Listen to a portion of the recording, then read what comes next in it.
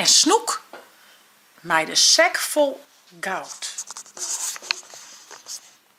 Beer siet bij de grutte veert te visken.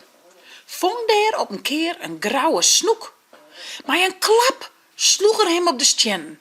Snoek zei: domme beer, bist net zatoek. Waarom maar? Nou, weet ik niet. Ik zou die krekt heel wat aarders brengen. Even lien, hiek het nog in de bek. Maar die rare klap hiek het verspillen. Als ik het sis, spiet het die grif ek.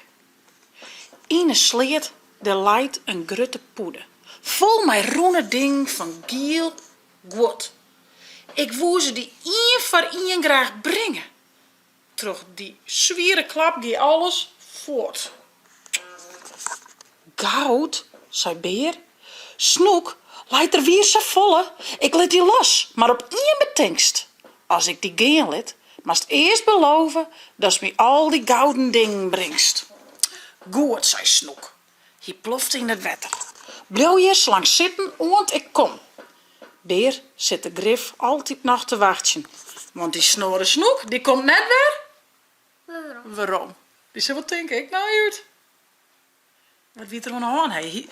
De beer die voer de Snoek pakken. Maar de Snoek die betocht een liets grapke, hè? Die zei van, oh, ik krijg een spul met goud, dat pak ik even. Maar je kwam nooit meer waarom, hè? Je gaat gauw uitnaaid. Wel een toeke Snoek, hè? Maar hebben hem dit al gewoon? Ja, het verhaaltje is uit. Jammer, joh. Kunnen we snel lezen? Ja, schat. Ja, ja. Deze nacht. Nee, we doen er ook nog in. Oké.